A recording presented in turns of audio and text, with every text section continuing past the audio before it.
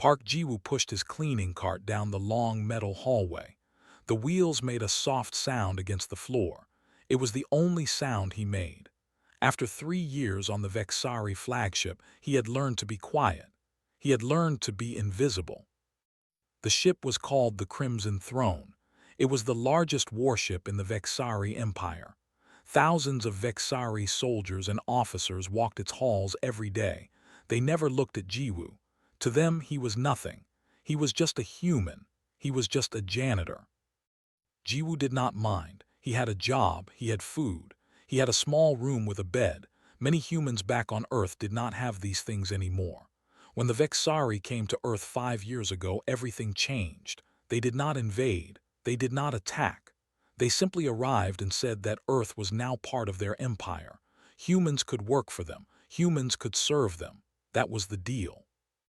Some humans fought back. They died quickly. The Vexari were too strong. Their ships were too powerful, so most humans accepted. They took jobs on Vexari ships and Vexari stations. They cleaned. They cooked. They fixed things. They did all the work that the proud Vexari did not want to do. Jiwoo wiped down a wall panel with his cloth. His reflection looked back at him in the shiny metal. He was 34 years old. His hair was getting gray at the sides. His hands were rough from years of cleaning chemicals. Back on Earth, he had been a teacher. He taught young children how to read and write. He loved that job. He loved the children. But that life was gone now. He finished the wall and moved to the next section. A group of Vexari officers walked past him. They were tall, almost 8 feet. Their skin was dark purple like a bruise. They had 4 arms and 2 legs. Their faces were flat with large yellow eyes and no nose. They breathed through small holes in their necks. When they spoke, their voices sounded like grinding stones. The officers did not look at Jiwoo. They never did. He continued his work. Clean the walls, clean the floors, empty the waste bins, check the air filters, the same work every day, the same invisible life. That night Jiwoo finished his shift late. He was cleaning the upper levels of the ship near the royal quarters. This area was usually empty. The queen was away fighting a war somewhere far. Her servants and guards kept to themselves. Jiwoo liked cleaning here. It was peaceful. He was wiping down a window that looked out into space when he heard it. A sound, high and thin, like a small animal in pain. Jiwoo stopped. He listened. The sound came again. It was coming from behind a large door at the end of the hallway. The door had golden symbols on it, royal symbols. Jiwoo knew he should not go near it. Humans were not allowed in the royal areas. The punishment was death. But the sound came again, and again. It was not one sound, it was many, small voices crying out in the darkness. Jiwoo looked around. The hallway was empty. No guards, no cameras that he could see. His heart beat fast in his chest. He knew the smart thing was to walk away, to forget what he heard, to stay invisible. But Jiwoo had been a teacher once. He had spent 10 years of his life listening for the sounds of children in pain. He could not unhear it. He could not walk away. He left his cart and walked to the door. It was not locked. He pushed it open slowly and stepped inside. The room was large and cold, very cold. Metal walls, metal floor, blue lights that gave everything a dead feeling. In the center of the room were 4 small containers. They looked like boxes made of glass. Inside each box was a small creature. Jiwoo moved closer. His breath made clouds in the cold air. He looked into the first box and his heart broke. It was a baby, a Vexari baby. It was so small, maybe the size of a human newborn. Its purple skin was thin. He could see its tiny heart beating through its chest. It had 2 small arms and 2 small legs. Its eyes were closed, but its mouth was open. It was crying. A thin, weak cry that sounded like it had been crying for hours, for days. Jiwoo looked at the other boxes. 3 more bobbies, all the same, all crying, all alone. There were no blankets in the boxes, no soft things, just hard glass and cold air. Machines beeped nearby, but there were no nurses, no parents, no one holding them, no one comforting them. Jiwoo had heard stories about the Vexari and their children. They did not raise them like humans did. Vexari babies were put in machines. They were fed through tubes. They were watched by computers. The Vexari believed that touching made children weak. They believed that love was a disease. Children had to be strong from the first day, or they were worthless. These four Bobbies were the Queen's children. Jiwoo had heard the rumors. The Queen had given birth to quadruplets 2 months ago, but they were born too early. They were small and weak. The doctors said they would probably die. The Vexari did not waste time on weak things. They simply waited for them to die. Jiwoo stood there in the cold room. He looked at the four tiny creatures. They were aliens. They were the children of the most powerful and most feared being in 12-star systems. They were nothing like him. But they were crying, they were scared, they were alone. And in that moment, Jiwoo did not see aliens. He saw children, just children, small and helpless and wanting someone to tell them that everything would be okay. He looked at the door, still no one coming. He looked at the machines. They monitored the Bobbies, but they did not alert anyone. The Vexari did not think crying was important. Crying was just weakness leaving the body. That was what they believed. Jiwoo reached down and began to take off his jacket. It was old and worn. It smelled like cleaning chemicals, but it was warm. He folded it carefully and opened the first glass box. The baby inside was the smallest of the four, a tiny female.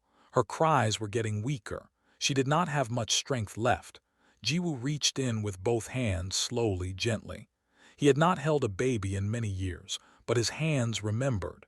They knew what to do. He lifted the small creature out of the cold box. She weighed almost nothing. Her skin was cool against his palms. He brought her to his chest and wrapped his jacket around her. Then he held her close, letting her feel his heartbeat, letting her feel his warmth. The baby stopped crying just like that. Her tiny body relaxed against him. Her small hands grabbed at his shirt. She made a soft sound like a sigh, and then she was quiet. Jiwoo felt tears in his eyes. He did not try to stop them. He looked at the other three Bobbies, still crying in their cold boxes. He could not hold all of them. He only had 2 arms, but he would try. He would find a way. Because this was what humans did. This was who they were. They could not see something small and scared and do nothing. They could not hear crying and walk away. It was not in their nature. It never had been. Jiwoo began to hum. It was an old song, a Korean lullaby that his grandmother used to sing to him when he was small. He did not remember all the words, but he remembered the feeling: safety, warmth, love. The smallest baby slept against his chest, and Park Jiwoo, the invisible janitor, made a decision.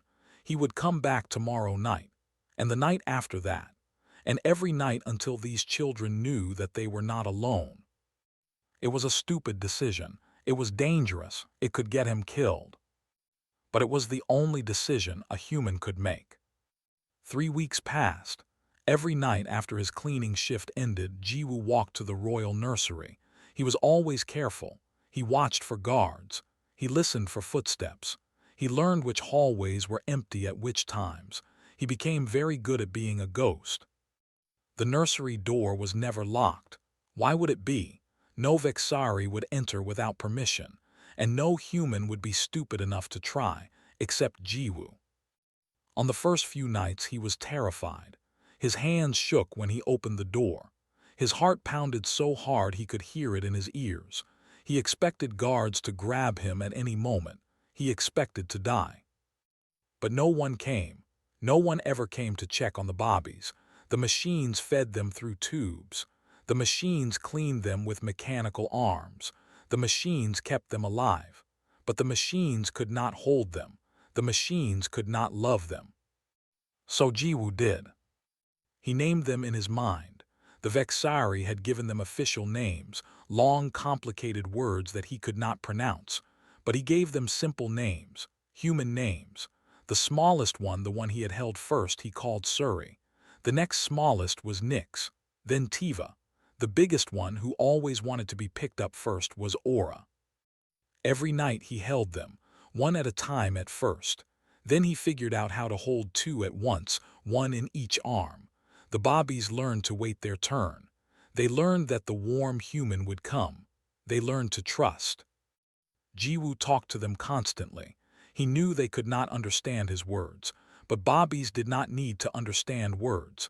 They needed to hear a voice, a kind voice, a voice that said you are safe and you are loved and you are not alone. He told them about Earth. He told them about the blue sky and the green trees and the oceans that went on forever. He told them about his sister Yuna, who still lived in a small town near the mountains. He told them about the children he used to teach, how they would laugh and play and ask him 1,000 questions every day. He told them about his grandmother, who raised him after his parents died. She was a small woman with white hair and gentle hands. She sang to him every night until he was too old to admit he still wanted her to. She died when he was 22, and he still missed her every day. The bobbies listened. They could not understand, but they listened. Their big purple eyes watched his face. Their tiny hands grabbed at his fingers. When he smiled, they tried to smile back. Vexari faces were not made for smiling, but they tried, and that was enough. Jiwoo also sang to them, the old lullaby from his grandmother, other songs he remembered from childhood. Sometimes he just hummed, making up melodies as he went. The bobbies loved it. They would get quiet and still, their eyes half closed, their small bodies relaxed. Music did something to them. It reached a part of them that the machines could never touch. One night, about 2 weeks in, something amazing happened. Jiwoo was holding Aura and singing softly. Aura looked up at him with her big yellow eyes, and then she laughed. It was a small sound, a bubbling, happy sound. Jiwoo had never heard a Vexari laugh before. He did not know they could laugh. But Aura laughed, and then Suri laughed, and soon all four of them were making that beautiful sound. Jiwoo cried that night.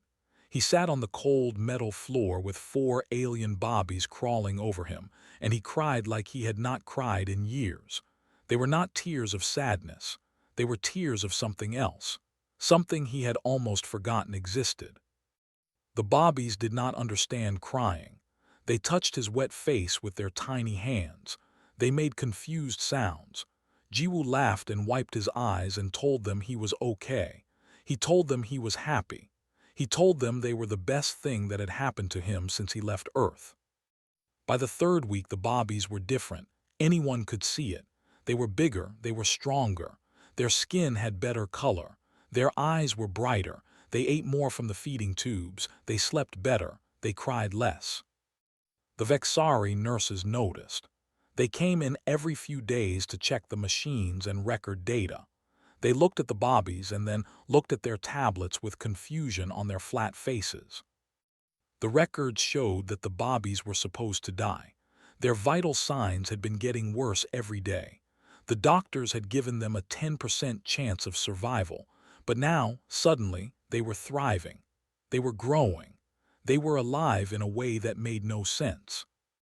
The nurses wrote reports. They ran tests. They checked the machines for errors. Everything was normal. Everything was working correctly.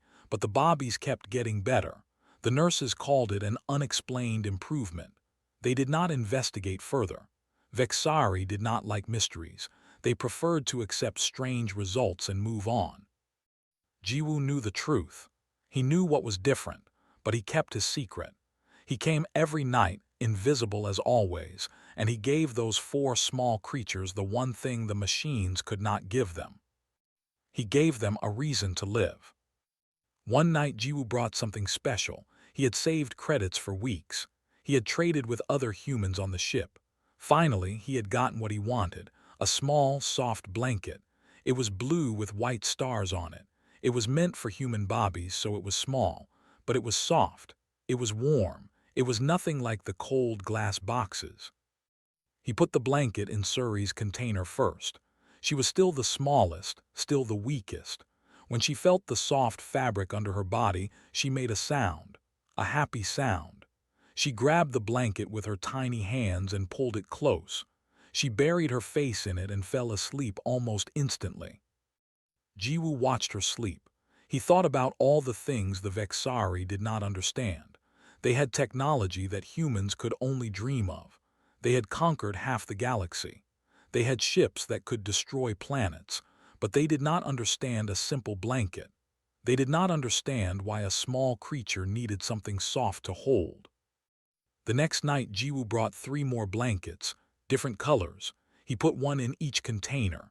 Now all 4 bobbies had something soft, something that smelled like comfort, something that was theirs. He also brought a small toy. It was a simple thing, just a ball with a bell inside. He had made it himself from materials he found in the ship's garbage. When he shook it, it made a gentle ringing sound. The bobbies loved it. They reached for it with their hands. They laughed when it rang. Aura tried to put it in her mouth. Jiwoo made more toys, a soft rope for them to grab, a small stuffed animal made from old cloth. Things to touch, things to hold, things to explore. The Vexari nursery had none of these things, just machines and glass and cold metal floors. But now, slowly, it was becoming something else. It was becoming a real nursery, a place where children could grow and learn and play. 3 weeks ago, these bobbies were dying. The doctors had given up on them. The nurses were just waiting for the end. Now they were alive. Now they were laughing and grabbing and learning to smile. Now they had blankets and toys and a human who loved them. Jiwoo knew it could not last forever. Someday someone would find out. The queen would return from her war. The guards would catch him. The truth would come out. But that day was not today. Today, he sat on the cold floor with 4 small aliens who trusted him completely. Today, he sang them songs and made them laugh and watched them sleep peacefully for the first time in their short lives. Today was enough. Tomorrow, he would worry about tomorrow. This was what humans did. They did not think about the future too much. They did not calculate the risks. They saw something that needed love and they loved it. Simple as that. The Vexari had conquered Earth because they were stronger, but they had never understood humans. They thought humans were weak because they cried. They thought humans were stupid because they loved things that were not useful. They were wrong. Love was not weakness. Love was the strongest thing in the universe. It made people do impossible things. It made them brave when they should be scared. It made them keep going when they should give up. Park Jiwoo was not a soldier. He was not a scientist. He was not important in any way that the galaxy cared about. He was just a janitor who cleaned floors and wiped walls. But every night, he saved 4 lives. Every night, he changed the universe in a small way. Every night, he proved that humans were not just servants and workers and invisible things. They were something more, something the Vexari had never seen before. And soon, very soon, the Queen herself would understand. Queen Vila stood on the command deck of her battle cruiser and watched a moon die. Her fleet had surrounded it for 3 days. The rebels hiding on its surface had refused to surrender, so she gave the order. Blue fire fell from the sky. The moon cracked open like an egg. Millions of beings died in seconds. Vila felt nothing. This was war. This was duty. This was what a queen did to protect her empire. The rebels had challenged her authority. Now they were dust. Others would see and learn. Others would not make the same mistake. She had been away from the Crimson Throne for 6 weeks. 6 weeks of blood and fire and difficult decisions. The rebellion in the outer colonies was crushed now. Her generals wanted to celebrate. They wanted ceremonies and medals and speeches about glory. Vila wanted none of it. She wanted to go home. She wanted to sleep in her own chambers. She wanted to see her children. Her children. The thought brought a strange feeling to her chest, something uncomfortable, something she did not like to examine too closely. The quadruplets had been a surprise. Vexari females usually gave birth to 1 child at a time. 4 was rare. 4 was supposed to be a blessing. But her children were born too early. They were small and weak. The doctors said they had defects in their development. They said the children would likely die within months. Vila had not visited them since the first week. She could not bear to watch them fade. She could not bear to feel the strange pain that came when she looked at their tiny faces. It was easier to be away. It was easier to fight wars and destroy moons. Those things she understood. Those things did not hurt. But now she was going home, and she would have to face whatever waited for her in that cold nursery. Her ship docked with the Crimson Throne in the middle of the night cycle. She did not announce her arrival. She did not want ceremonies. She walked through the empty hallways of her flagship alone, her guards staying far behind as she ordered. The ship was quiet. Most of the crew was sleeping. The lights were dim.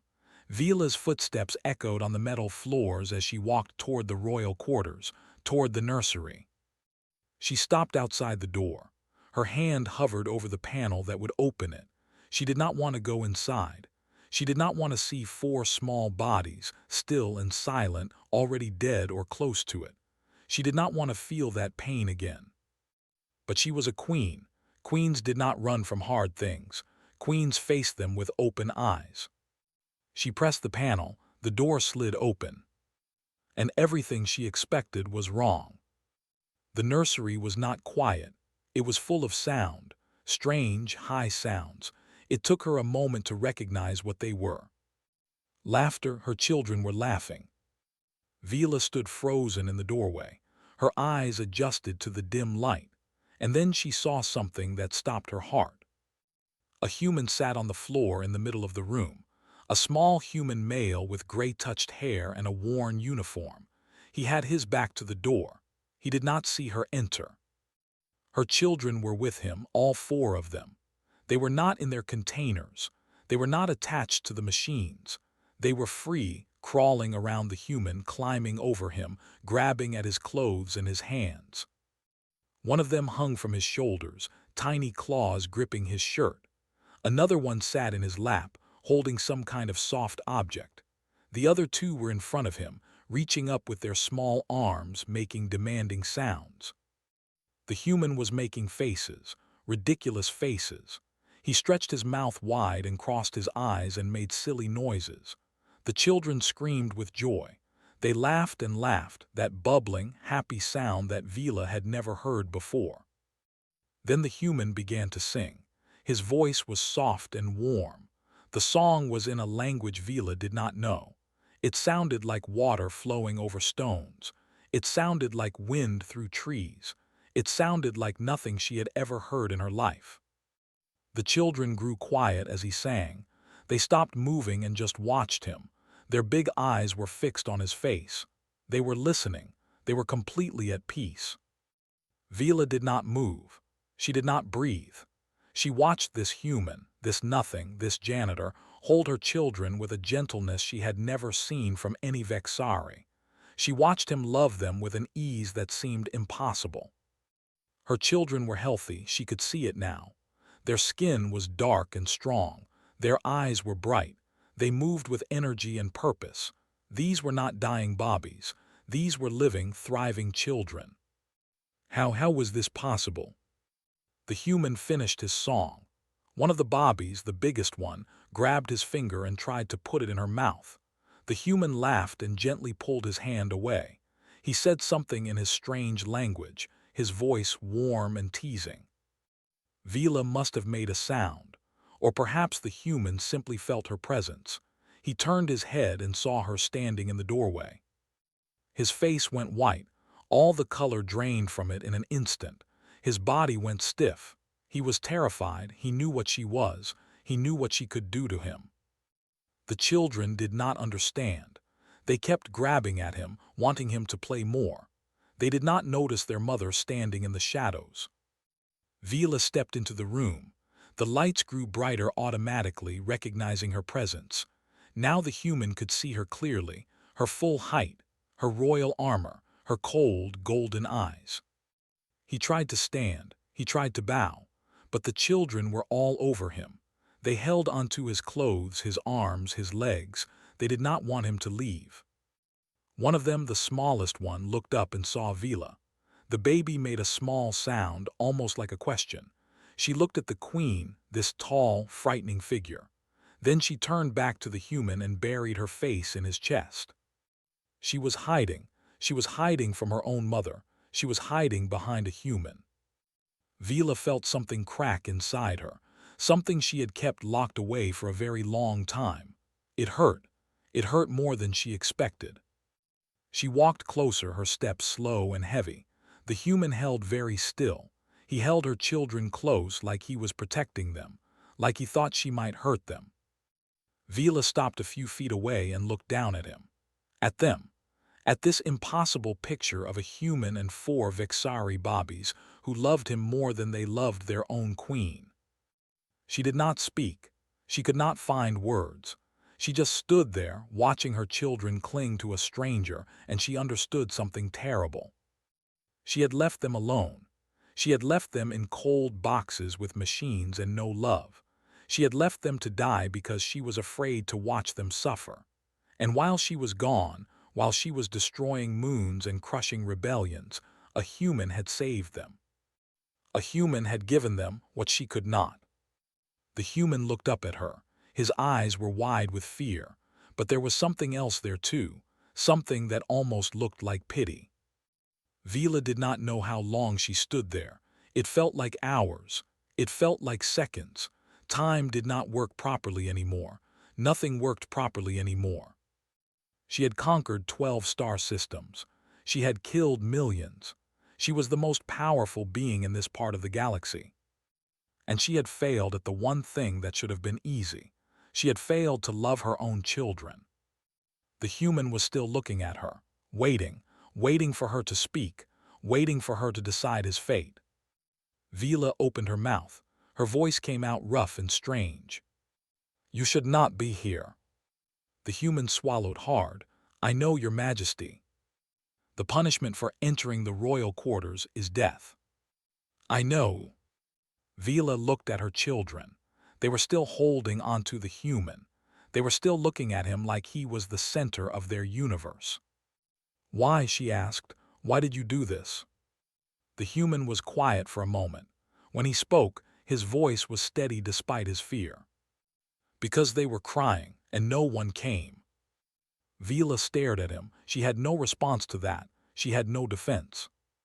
Because he was right. They had been crying, and she had not come. No one had come. Except him. The queen did not move. She stood like a statue carved from dark stone, her golden eyes fixed on Jiwoo. He could feel the weight of her gaze pressing down on him. It was like standing at the edge of a cliff, waiting to fall. Jiwoo's heart was beating so fast he thought it might burst. His hands were shaking. Every part of him wanted to run, to hide, to disappear like he had been doing for 3 years. But he could not move. The children were holding him, and even if they let go, he would not leave them. Not now. Not ever. Suri was still hiding against his chest. He could feel her small heart beating fast too. She was scared of the tall figure in front of them, scared of her own mother. That thought made Jiwoo feel a deep, terrible sadness. The queen spoke again. Her voice was cold and flat like ice forming on water. "You are a janitor." "Yes, Your Majesty." "You clean floors." "Yes." "And you have been entering my nursery every night, touching my children, holding them." Jiwoo nodded. There was no point in lying. The truth was obvious. The truth was sitting in his lap and hanging from his shoulders. "For how long?" 3 weeks, Your Majesty." The queen's eyes narrowed slightly. That was the only sign of emotion on her face. Jiwoo could not tell if she was angry or confused or something else entirely. Vexari faces were hard to read. They were not made to show feelings. 3 weeks, she repeated, and no one noticed, no one stopped you. "No, Your Majesty. No one comes to check on them, just the nurses sometimes, but they only look at the machines." Something flickered in the queen's eyes. Pain, shame, Jiwoo could not tell. She took another step forward. Now she was very close. Jiwoo had to tilt his head back to look at her face. She was almost 8 feet tall. Her 4 arms hung at her sides, each one strong enough to tear him apart. She could kill him with a single blow. She could kill him with a word. But she did not. She just looked at him. Then she looked at her children. Aura, the biggest and boldest, had finally noticed her mother. She stopped pulling on Jiwoo's sleeve and stared up at the queen. Her small yellow eyes were curious. She made a sound, a questioning chirp. For a moment, Jiwoo thought Aura might reach for her mother. He hoped she would. But instead, Aura turned back to him and grabbed his hand. She pulled it toward her, wanting to play the finger game they always played.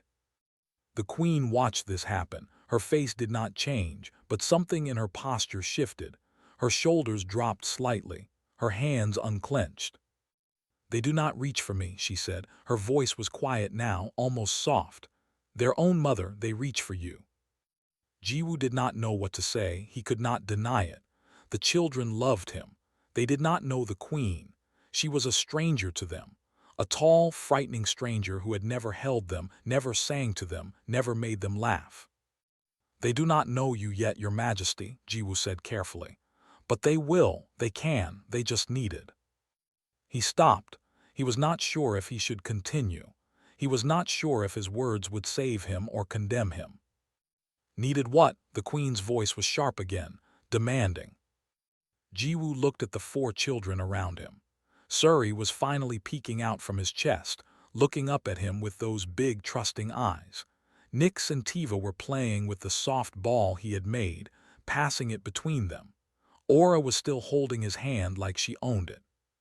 He took a deep breath and met the queen's gaze. If he was going to die, he would die telling the truth. "They needed to be held," he said. "They needed to be touched. They needed someone to talk to them and sing to them and make them feel safe." He paused, gathering his courage. "Your Majesty, they were dying, not because of disease or defects. They were dying because they were alone, because no one held them, because no one loved them." The queen's eyes flashed. For a moment Jiwoo thought she would strike him. Her upper right arm twitched, but she did not move. "Love," she said. The word sounded strange in her mouth. "Foreign. You speak of love as if it is medicine, as if it can heal wounds and cure sickness." "It can," Jiwoo said. "For small children, love is medicine. It is more important than food or water or air. Without it they die, not quickly, not obviously, but they die inside. They stop growing, they stop fighting, they give up." He gently lifted Suri and held her up so the queen could see her clearly. "Look at her. 3 weeks ago she was barely alive. The machine said she had a 10% chance of survival. Now look at her. She is healthy. She is strong. She laughs and plays and reaches for things she wants." Suri looked at the queen with wide eyes. She did not smile. She did not reach for her mother, but she also did not hide anymore. She was curious now, not afraid. "All I did was hold her," Jiwoo continued. "I sang to her. I wrapped her in a warm blanket. I let her feel my heartbeat. That is all. No medicine, no technology, just this." He pressed Suri gently against his chest again, demonstrating. The baby relaxed immediately, her small body fitting against him like she belonged there. The queen stared at them for a long moment. Then she spoke and her voice was different, lower, rougher, like something was stuck in her throat. "On my world, we are taught that touch makes children weak. We are taught that love is a trap. Attachment is dangerous. A warrior cannot fight if she is thinking about the one she might lose. A ruler cannot make hard decisions if her heart is full of soft feelings." She looked at her 4 children, spread around this human like flowers around a sun. "I have ruled for 40 years. I have destroyed enemies and conquered worlds. I have done terrible things because they were necessary, and I was able to do them because I kept my heart empty, because I did not let myself feel." Her voice cracked slightly on the last word. "When my children were born sick, I did not hold them. I could not. If I held them, I would love them, and if I loved them, I would break when they died." Jiwoo understood then. He understood everything. The queen was not cruel, she was not heartless. She was afraid, afraid of the same thing every parent fears, the unbearable pain of losing a child. So she had protected herself the only way she knew how. She had stayed away. She had kept her heart empty. She had let machines care for her children because machines cannot be hurt by grief. But she had been wrong, so terribly wrong. "Your Majesty," Jiwoo said gently, "they are not going to die, they are going to live. They are strong now, they are healthy, but they need their mother, they need you." The queen looked at him. For the first time her face showed emotion, real emotion. Her golden eyes were wet. Her mouth trembled slightly. "I do not know how," she whispered. "I do not know how to hold them. I do not know how to love them. I never learned." Jiwoo felt his own eyes filling with tears. This powerful queen, this destroyer of worlds, was admitting that she did not know how to hold a baby. It was the saddest thing he had ever heard. "I can teach you," he said. "If you let me, I can show you what to do. It is not hard. It is the easiest thing in the world once you stop being afraid." The queen stood very still. She was deciding something. Jiwoo could see the battle happening behind her eyes, pride against need, fear against hope, the old way against something new and terrifying and beautiful. Finally, slowly, she lowered herself. Her joints moved strangely, not made for sitting on floors. But she managed. She sat down across from Jiwoo, her long legs folded awkwardly beneath her. She was at his level now. Their eyes met as equals. "Show me," she said. It was not a command, it was a request, maybe even a prayer. Jiwoo smiled. It was a small smile, gentle and kind. The same smile he used to give to frightened children on their first day of school. "First," he said, "hold out your arms. Yes, like that. Now open your hands, let them see that you mean no harm." The queen did as he said. Her forearms spread wide, her hands opened, palms up. Aura looked at her mother's hands, then she looked at Jiwoo. He nodded encouragingly. Slowly, very slowly, Aura began to crawl toward the queen. And everything changed. Aura crawled across the cold metal floor. Her small purple body moved slowly, carefully. She stopped halfway between Jiwoo and the queen, looking back at the human as if asking permission. Jiwoo nodded again. "Go on," he said softly. "It is okay. She is your mother. She loves you." Aura turned back to the queen. She tilted her small head, studying this tall creature with the golden eyes. Then, making a decision, she crawled the rest of the way. The queen did not move. She barely breathed. She held her arms out, her hands open, just as Jiwoo had shown her. She watched her daughter approach like she was watching something holy. Aura reached the queen's knee. She grabbed onto the armored leg plate and tried to pull herself up.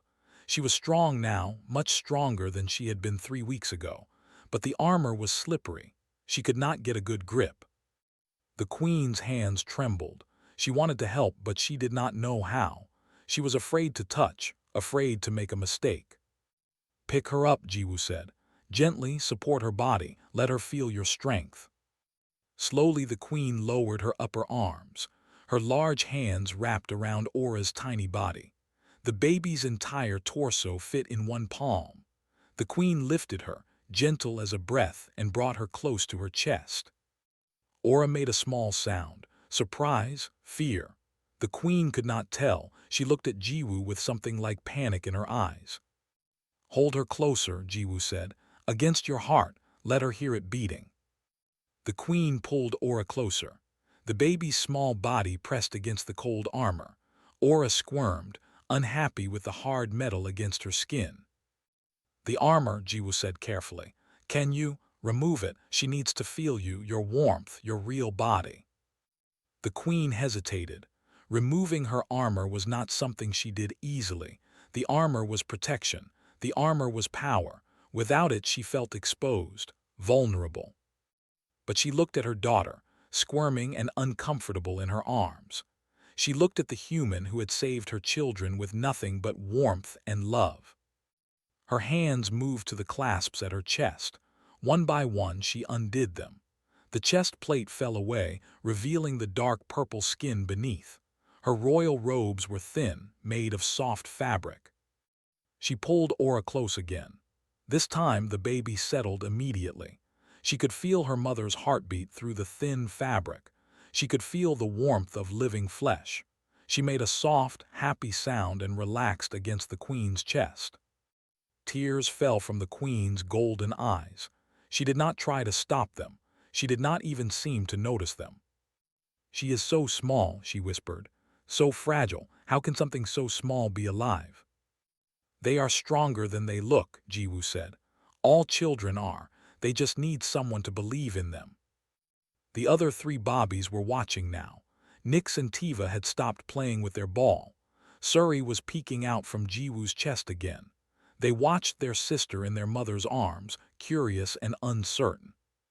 "They can come too," Jiwoo said. "You have 4 arms, you can hold all of them." The queen looked at him. Something almost like a smile crossed her face. It was strange to see on Vexari features, but it was there. "Come here," she said to the other Bobbies. Her voice was soft, a tone she had never used before. "Come to your mother." Nyx was the first to move. She crawled over quickly, eager to join her sister. The queen scooped her up with her lower left arm and settled her against her side. Tiva followed and found a place in the lower right arm. Only Suri remained, still holding onto Jiwoo. "It is okay, little one," Jiwoo said to her gently. "You can go to her, I will still be here." Suri looked up at him with her big purple eyes. She did not want to let go. She had known Jiwoo for 3 weeks. She had known the queen for 3 minutes. The choice was obvious to her small mind. But Jiwoo gently lifted her and held her out toward the queen. After a moment, Suri reached toward her mother. The queen took her with her upper left arm, the last one free. Now she held all 4 of her daughters against her body. They were heavy, they were warm, they were alive. The queen sat there on the cold floor, holding her children for the first time in their lives. She did not speak. She could not speak. There were no words for what she was feeling. 40 years of ice around her heart was melting. 40 years of emptiness was filling up. It was painful. It was beautiful. It was everything. Jiwoo watched them. His heart was full. He had done what he came to do. He had saved 4 small lives. He had given them a chance. Now their mother would take over. Now they would be loved properly. He started to stand. He would leave quietly. He would go back to his cleaning cart, back to his invisible life. The queen would probably have him killed tomorrow, but tonight he had done something good. Tonight he had changed the universe. "Wait." The queen's voice stopped him. He turned back to look at her. "What is your name, human?" "Park Jiwoo, your majesty." "Jiwoo," she said the word slowly, tasting it. "That is a human name." "Yes, your majesty, Korean from Earth." The queen nodded. She looked down at her children, then back up at him. "On Earth," she said, "how do humans raise their children?" Jiwoo thought about the question. It was a big question. There were many ways humans raised children, some good, some bad. But there was one thing that was always true. "We hold them," he said. "From the first moment they are born, we hold them and we do not let go. We feed them and clean them and keep them warm. We talk to them even when they do not understand. We sing to them. We play with them. We teach them the world is safe because we are there." He paused, remembering his own childhood, his grandmother's arms around him, her voice singing in the dark. "We stay with them when they are scared. We celebrate when they are happy.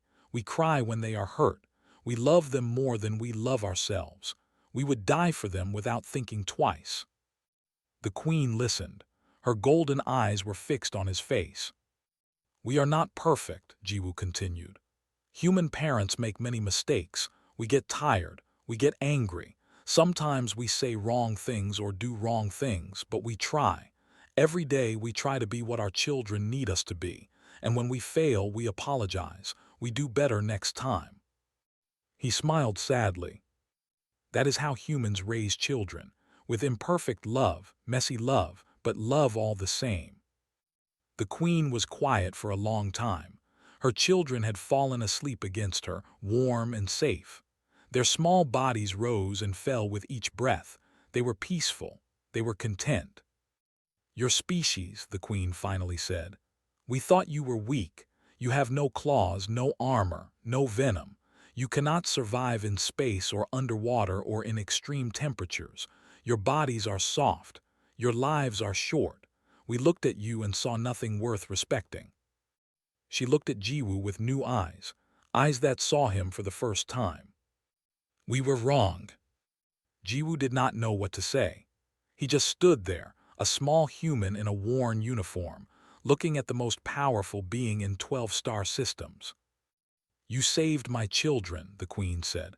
"Not with weapons or technology, not with power or wealth. You saved them with something we do not have a word for in our language, something we never thought was real." She looked down at her sleeping daughters. "Warmth, that is what you call it, warmth." "Yes, your majesty." The queen looked up at him again. When she spoke, her voice was formal, official, the voice of a ruler making a decree. "Park Jiwoo of Earth, you will no longer be a janitor on this ship. From this moment forward, you are appointed royal guardian to the 4 princesses of the Vexari Empire. You will teach them. You will protect them. You will give them this warmth that my people have never understood." Jiwoo's mouth fell open. He tried to speak. Nothing came out. "You will also teach me," the queen continued. "You will teach me how to be a mother, how to hold them and sing to them and make them laugh. You will teach me how to love." She paused.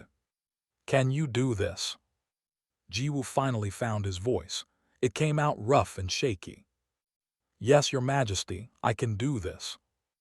"Good," the queen nodded. Something like relief crossed her face. "Then we begin tomorrow. Tonight I will hold my daughters. I have much time to make up for." Jiwoo bowed deeply.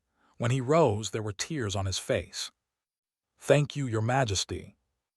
"No," the queen's voice was soft now, almost gentle.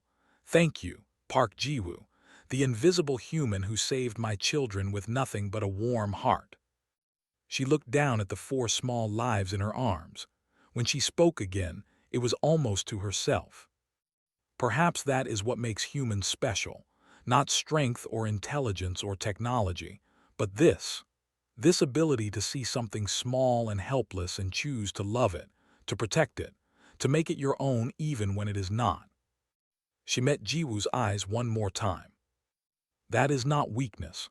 That is the strongest thing I have ever seen." Jiwoo smiled, a real smile, the first real smile he had smiled in years. "We call it being human, your majesty." The queen nodded slowly. "Then perhaps," she said, "we should all learn to be a little more human." And in the cold nursery of the most powerful warship in the galaxy, a Vexari queen held her 4 daughters and learned the first lesson of humanity. Love is not weakness. Love is everything. And sometimes, the smallest, softest creatures in the universe are the ones who change it forever.